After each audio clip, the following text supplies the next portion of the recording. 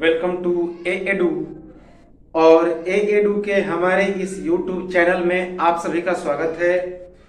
मध्यकालीन भारत के इतिहास को हम लोग पढ़ रहे थे और मध्यकालीन भारत के इतिहास में हम लोग मुगल साम्राज्य को पढ़ रहे थे, जो 1526 ईस्वी से 1707 ईस्वी तक दिल्ली एवं आगरा पर शासन किया। और अकबर के बारे में हम लोग पढ़ रहे थे, जो 14 फरवरी 1556 ईस्वी से 27 अक्टूबर 1605 ईस्वी तक लगभग 49 वर्षों तक शासन किया, जो किसी भी मुगल शासक का सबसे बड़ा शासन था। तो याद रखेंगे, सबसे ज्यादा शासन करने वाला यदि कोई शासक था मुगल वंश में तो वो था अकबर। याद रखेंगे। तो अकबर के बारे में हम लोग बहुत सारी चीजें पढ़ लेते हैं और अब हम लोग अकबर के अंतिम पड़ाव पर पहुंच चुके हैं और अकबर के कई नीतियों को हमने पढ़ा और आज कुछ नीतियों को चर्चा करेंगे हम लोग और अकबर को समाप्त करेंगे। इसके बाद का जो आखिरी वीडियो होगा अकबर का, वो अकबर के सम्राट का सबसे महत्वपूर्ण नवरत्न, अकबर के जो 9 रत्न थे जिन पर अकबर पूरी तरह से शासन करता था, तो उनके बारे में हम लोग अगले वीडियो में चर्चा करेंगे और अकबर को पूरी तरह से समाप्त करेंगे।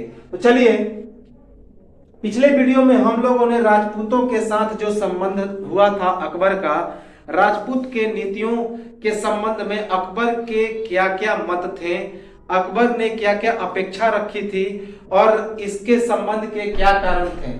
और आज उसी राजपूत नीतियों को बढ़ाते हुए राजपूतों को अकबर के द्वारा जो जो सुविधाएं मिली थी उनको देखेंगे।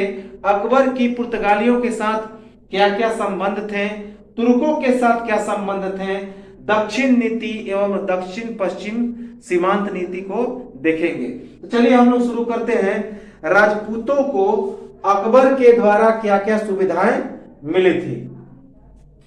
सबसे पहले राजपूतों को अकबर के द्वारा सुविधाएं, तो पहला सुविधा तो मिला था शासक एवं उनके वंश की सुरक्षा का आश्वासन। तो अकबर ने कहा था कि आपके शासक को और आपके वंश को हम लोग सुरक्षा प्रदान करेंगे। तो शासक एवं उनके वंश की सुरक्षा का आश्वासन यह किसने दिया था? तो राजपूतों को अकबर ने। दूसरा जो सुविधा दिया था, राजपूतों के राज्य पर आक्रमण न करने का आश्वासन। यह भी आश्वासन दिया कि हम आपके राज्य पर कभी आक्रमण नहीं करेंगे। तो राजपूतों के राज्य पर आक्रमण न करने का आश्वासन।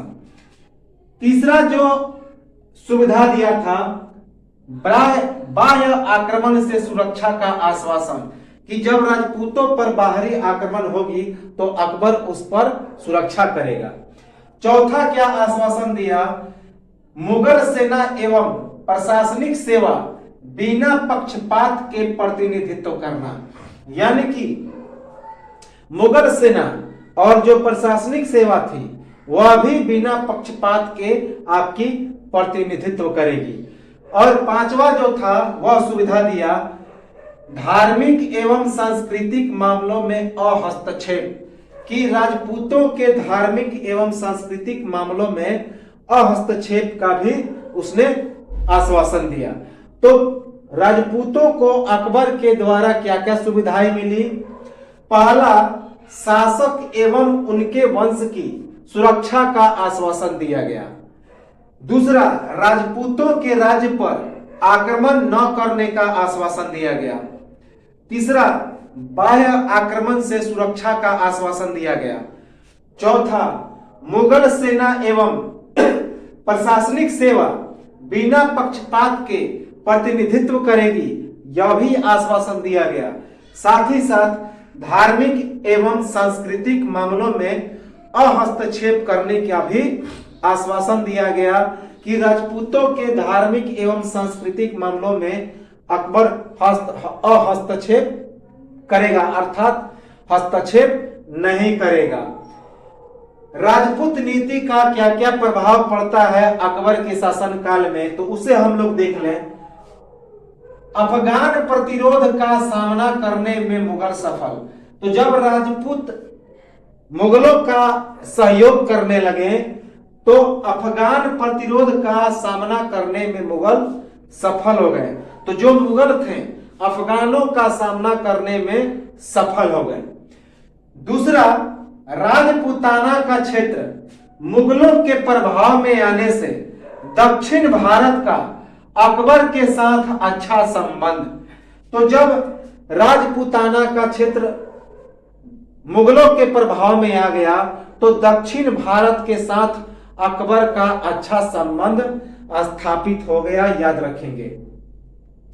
तीसरा, राजपूताना के क्षेत्र में आर्थिक विकास और तीव्र हो गई कि मुगलों के साथ संपर्क स्थापित करने के कारण जो राजपूतों का क्षेत्र था, राजपूताना क्षेत्र था, उनमें और आर्थिक एवं जो सांस्कृतिक विकास था और तीव्र हो गई।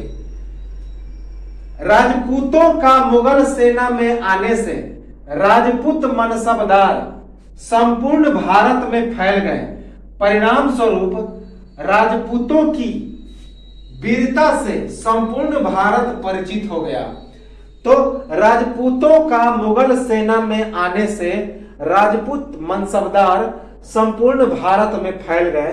परिणाम स्वरूप राजपूतों की वीरता से संपूर्ण भारत परिचित हो गया। हालांकि राजपूतों की वीरता, भारत में पूरा जो साम्राज्य था पहले राजपूतों का ही था, क्योंकि भारत में मुगल शासक जब आए तो उन्होंने राजपूतों का अंत करना शुरू कर दिया, पर वे बिखरे हुए थे, एक दूसरे की शक्ति दूसरे को पता नहीं थी। लेकिन जब राजपूतों का मुगल सेना के साथ संपर्क हुआ तो राजपूत मनसबदार संपूर्ण भारत में फैल गए और इसके परिणाम स्वरूप राजपूतों की वीरता से संपूर्ण भारत परिचित हो गया। जैसे कि महाराष्ट्र में छत्रपति शिवाजी, मेवाड़ में महाराणा प्रताप, तो ऐसे ऐसे शासकों से लोगों का परिचय हुआ। राजपूतों के सहयोगी होने के कारण मुगल साम्राज्य के प्रबल विरोधी भी मुगलों के समर्थक बने। तो राजपूतों के सहयोगी होने के कारण जो मुगल साम्राज्य के प्रबल विरोधी थे राजपूत, वो भी मुगलों के समर्थक बन गए। मेवाड़ तथा गोंडवाना द्वारा मुगलों की अधीनता नहीं स्वीकारी गई। तो याद रखेंगे, दो ही ऐसे राज्य थे, मेवाड़ की सिसोदिया वंश और गोंडवाना का हाड़ा वंश, जिसके बारे में हमने पढ़ाया था। सुरजन सिंह हाड़ा ने मुगलों की अधीनता नहीं स्वीकारी थी। तो मेवाड़ एवं गोंडवाना द्वारा मुगलों की अधीनता नहीं स्वीकारी गई। तो राजपूत नीति का क्या क्या प्रभाव पड़ा मुगलों के ऊपर, खास करके अकबर के ऊपर। अफगान प्रतिरोध का सामना करने में मुगल सफल हो गए, क्योंकि उनकी शक्ति बढ़ गई राजपूतों के आने से। राजपूताना का क्षेत्र मुगलों के प्रभाव में आने से दक्षिण भारत का अकबर के साथ अच्छा संबंध स्थापित हो गया। तो राजपूतों के साथ आने के कारण अकबर का दक्षिण भारत के साथ संपर्क अच्छा हो गया।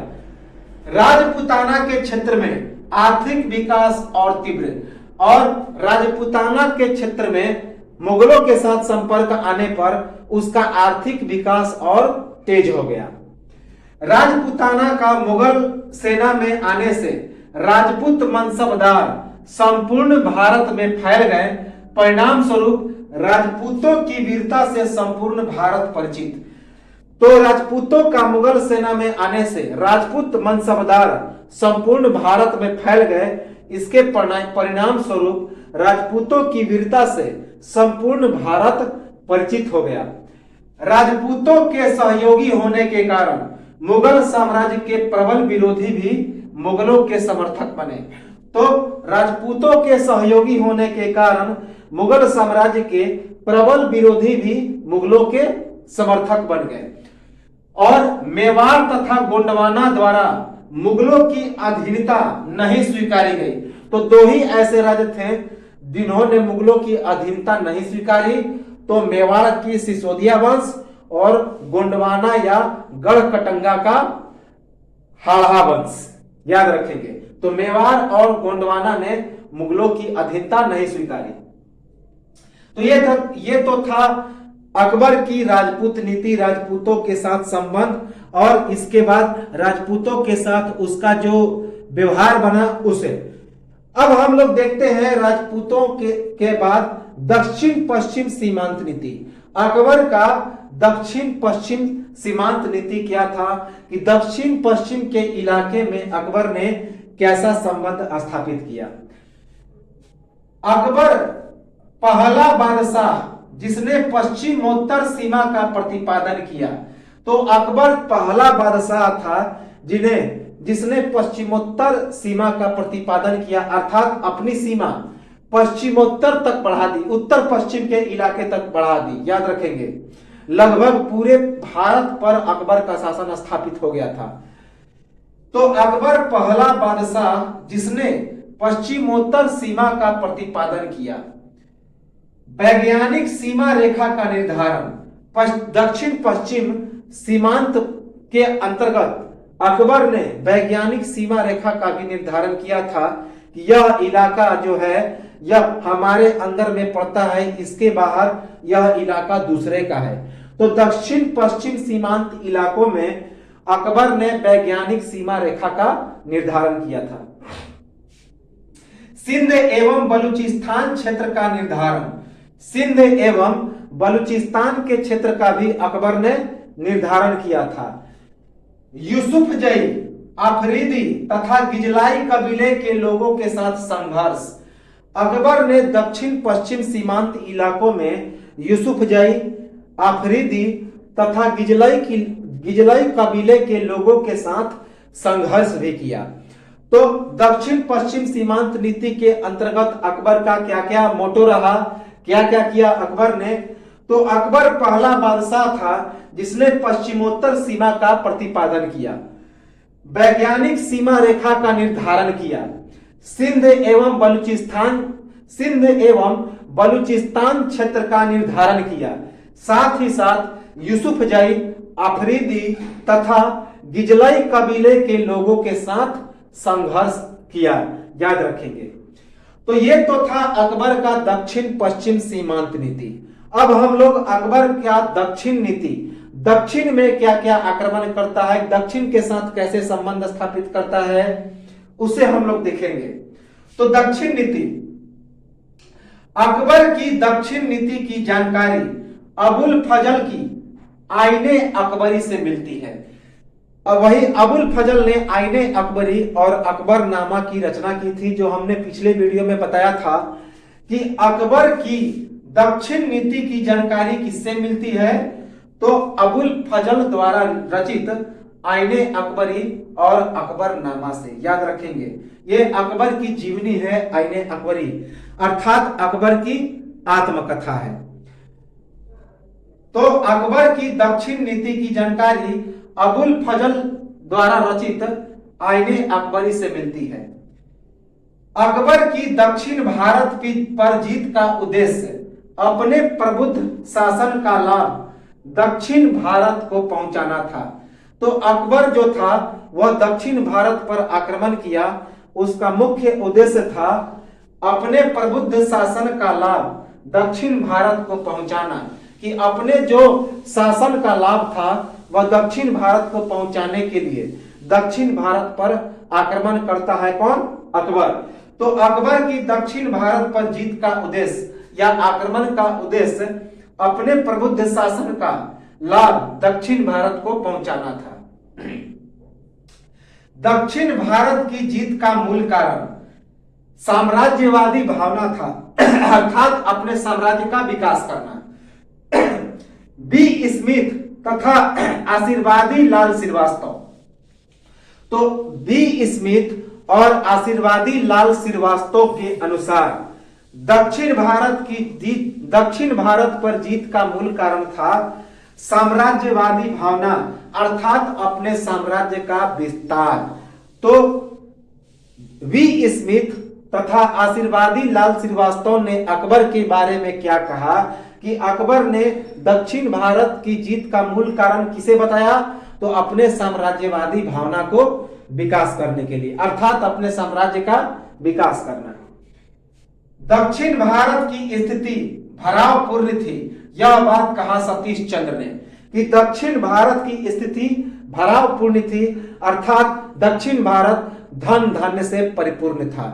तो दक्षिण भारत की स्थिति भरावपूर्ण थी, यह बात कहा सतीश चंद्र ने, याद रखेंगे, इंपॉर्टेंट है। पुर्तगालियों की शक्ति पर अंकुश लगाना, क्योंकि पुर्तगाली पश्चिम तट पर अपना वर्चस्व स्थापित कर लिए थे और दक्षिण भारतीय राज्य जैसे खानदेश, बीजापुर, अहमदनगर, गोलकुंडा इन पुर्तगालियों पर अंकुश लगाने में असफल हो चुके थे। परिणाम स्वरूप अकबर दक्षिण भारत के विरुद्ध आक्रमण किया।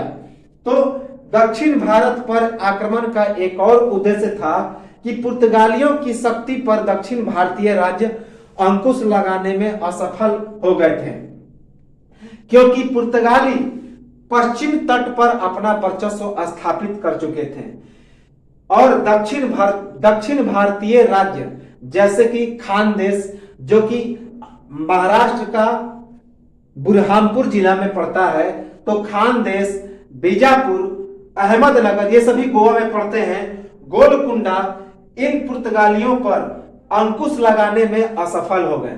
परिणाम स्वरूप अकबर दक्षिण भारत के विरुद्ध आक्रमण किया। तो दक्षिण नीति के कौन कौन से कारण थे अकबर की, तो अकबर की दक्षिण नीति की जानकारी किससे मिलती है, तो अबुल फजल की आईने अकबरी से। अकबर की दक्षिण भारत पर आक्रमण का मूल उद्देश्य क्या था, तो अपने प्रबुद्ध शासन का लाभ दक्षिण भारत को पहुंचाना।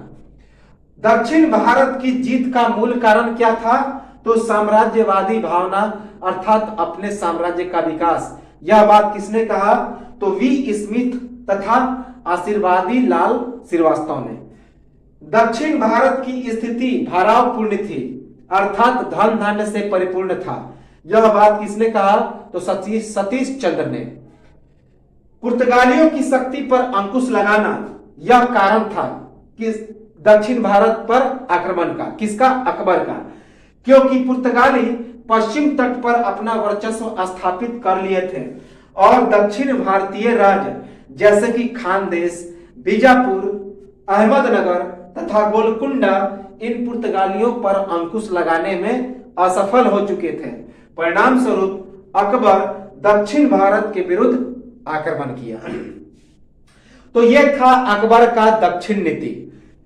अब हम लोग देखते हैं कि अकबर पुर्तगालियों एवं तुर्कों से किस प्रकार का संबंध स्थापित करता है।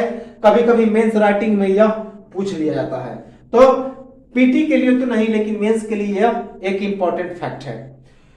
तो पुर्तगालियों से संबंध, अकबर की पुर्तगालियों से पहली मुलाकात 1572 ईस्वी में गुजरात के सूरत अधिग्रहण के समय हुई थी। तो जब गुजरात पर, हमें आपको याद होगा कि हमने पिछले वीडियो में बताया था कि 1572 ईस्वी में गुजरात पर आक्रमण करता है और वहां के मोटे राजा जिसका नाम था मेवा उदय सिंह, उसको पराजित करता है।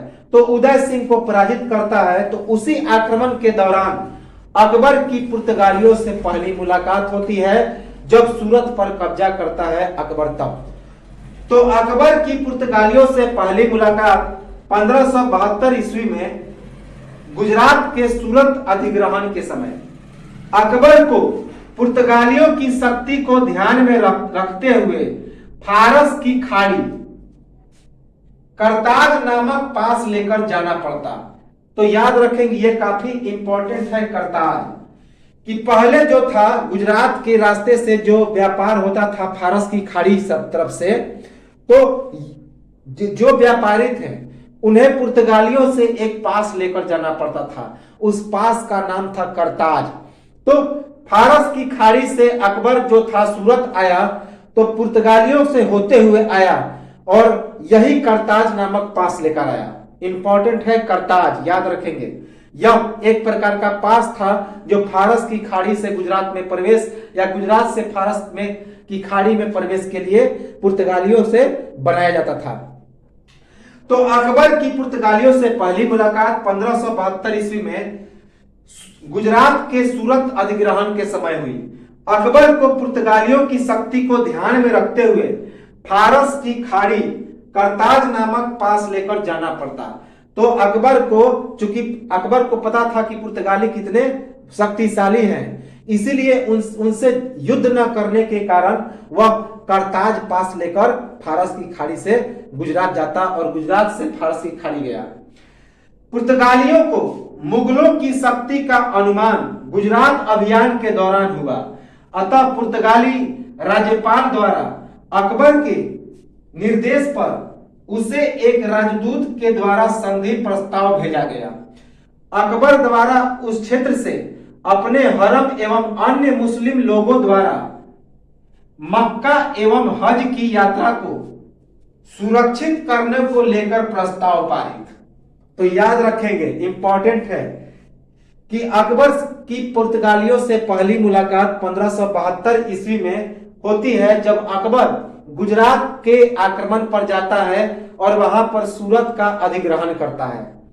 और अकबर को पुर्तगालियों की शक्ति का एहसास था, इसीलिए अकबर को पुर्तगालियों की शक्ति को ध्यान में रखते हुए फारस की खाड़ी करताज नामक पास लेकर जाना पड़ा। पुर्तगालियों को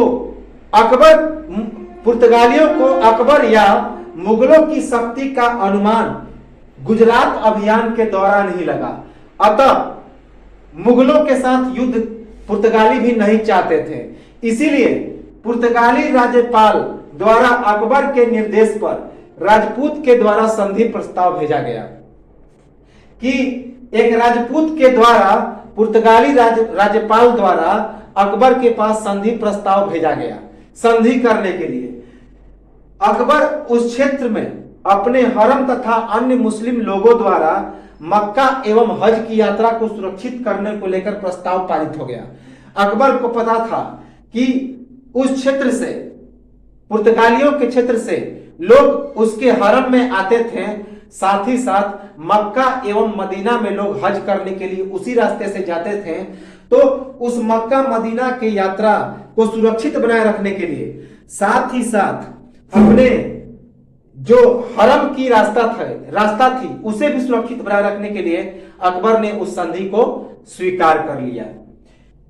1573 ईस्वी में अकबर द्वारा गुजरात के प्रशासनिक अधिकारियों पर एक फरमान जारी होता है। निकटवर्ती दमन में पुर्तगालियों को शांति से रहने का आदेश। बदले में पुर्तगालियों द्वारा अकबर के परिवार को हज जाने का पास जारी। इंपॉर्टेंट है, याद रखेंगे। देखिए 1573 ईस्वी में अकबर गुजरात के प्रशासनिक अधिकारियों पर एक फरमान जारी करता है। क्या फरमान जारी करता है कि जो निकटवर्ती दमन का इलाका है वहां जो पुर्तगाली रहते हैं उन्हें शांति से रहने दिया जाए। अर्थात निकटवर्ती दमन में पुर्तगालियों को शांति से रहने का आदेश जारी किया। बदले में पुर्तगालियों ने क्या किया, अकबर के परिवार को हज जाने के लिए पास जारी कर दिया कि अब आप लोग आसानी से हज की ओर जा सकते हैं। तो यही संधि हुआ। तो 1573 में यही संधि हुआ।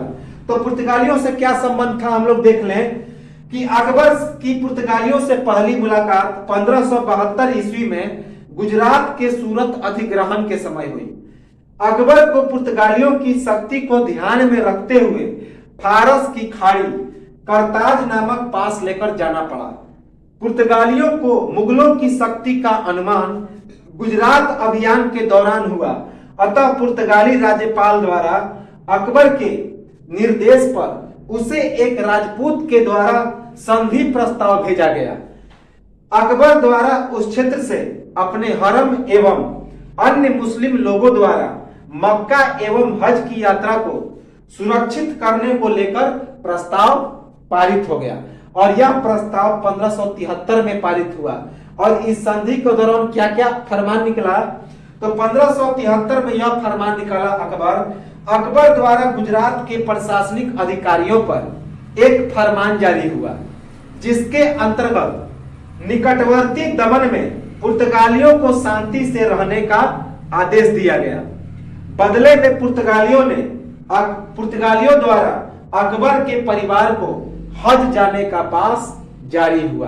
तो ये इंपॉर्टेंट है, याद रखेंगे। तो ये था पुर्तगालियों से अकबर का संबंध। अब आखिरी पड़ाव है अकबर का तुर्कों से संबंध। तो अकबर का तुर्कों से क्या संबंध था?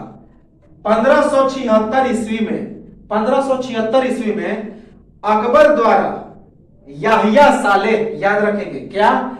याहिया सालेह के नेतृत्व में अपने हरम के अनेक सदस्यों सहित हाजियों का एक बड़ा जत्था हज भेजा गया। जत्था 1577 ईस्वी में 2 पोतों में सूरत से जेद्दा बंदरगाह पहुंचा, फिर मक्का मदीना गया। याद रखेंगे। तो मुस्लिमों का पवित्र स्थल कहां पे है? तो मक्का मदीना सऊदी अरब में पड़ता है, जहां पे लोग हज करने जाते हैं।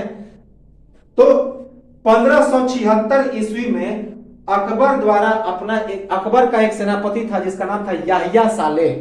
तो अकबर द्वारा याहिया सालेह के नेतृत्व में हरम के अनेक सदस्यों सहित हाजियों का एक बड़ा जत्था, तो जो टीम मक्का मदीना हज के लिए जाते हैं उन्हें हाजी कहा जाता है।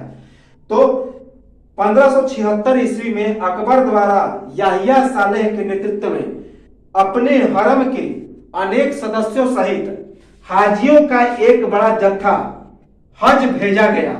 जत्था 1577 ईस्वी में 2 पोत का मतलब होता है क्या? जो नाव जाते हैं बंदरगाह से दूसरे बंदरगाह, उन्हें पोत कहते हैं।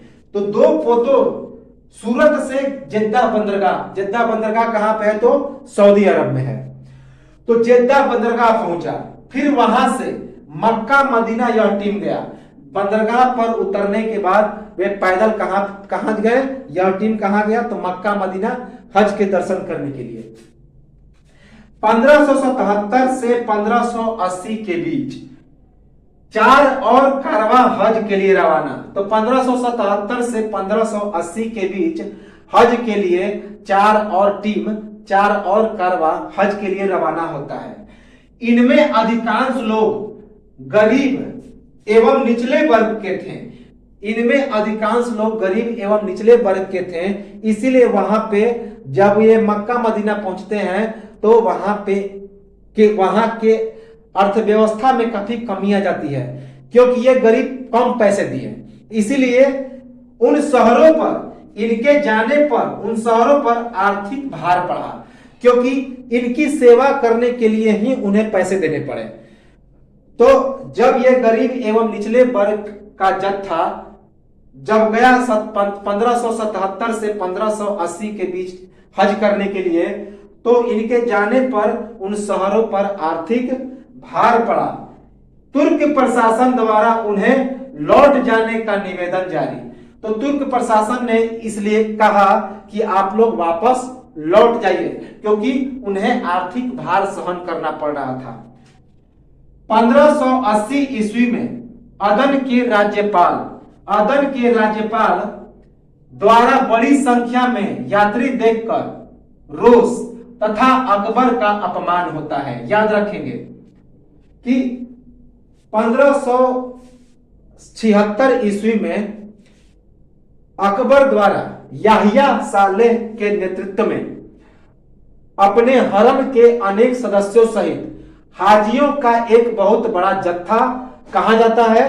तो हज के लिए मक्का मदीना भेजा गया। यह जो जत्था था यानी कि टीम था, 1577 ईस्वी में 2 पोतों में यानी कि 2 जहाजों में सूरत से यानी कि जहाज सूरत के बंदरगाह से खुला और कहां पहुंचा? तो सऊदी अरब के जेद्दा बंदरगाह पर पहुंचा। फिर उसके बाद उस बंदरगाह से यह जो जत्था था वह मक्का मदीना गया। 1577 से 1580 के बीच में 1577 से 1580 के बीच में इसी प्रकार का 4 और कारवां यानी कि 4 और जत्था, 4 और टीम हज के लिए रवाना होता है। लेकिन इनमें अधिकांश लोग गरीब एवं निचले वर्ग के थे। इस कारण इनके जाने पर उन शहरों पर आर्थिक भार पड़ गया। इन्हीं की सेवा में लोग लग गए, जो तुर्की थे इन्हीं की सेवा में पैसे खर्च होने लगे। तो इनके जाने पर उन शहरों पर आर्थिक भार पड़ा। इस कारण तुर्क प्रशासन द्वारा उन्हें लौट जाने का निवेदन दिया गया। तुर्क प्रशासन ने उन्हें लौटने के लिए निवेदन दिया। यात्री लौट गए, यात्री जो थे लौट गए। यात्री लौटे।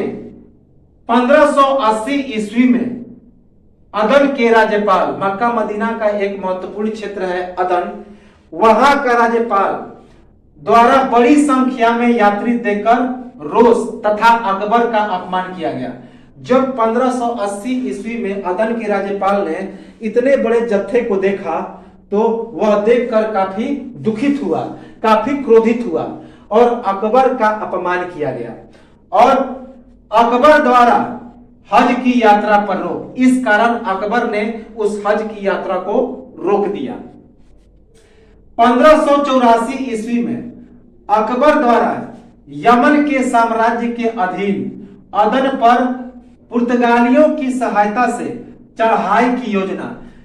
जब अकबर के हज को रोक दिया जाता है तो 1584 ईस्वी में अकबर यमन के साम्राज्य के अधीन पड़ता था अदन, वहां पर पुर्तगालियों की मदद से चढ़ाई करने का योजना बनाता है।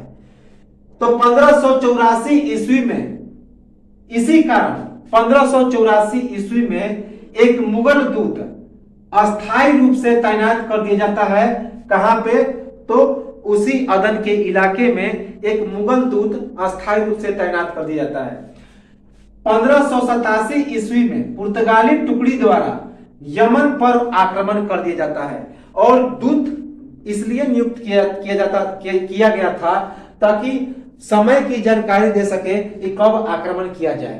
तो 3 बरस के बाद वह दूत सूचना देता है कि आक्रमण के लिए समय सीमा उचित है। सारा जगह वह भाप गया था इलाके के बारे में।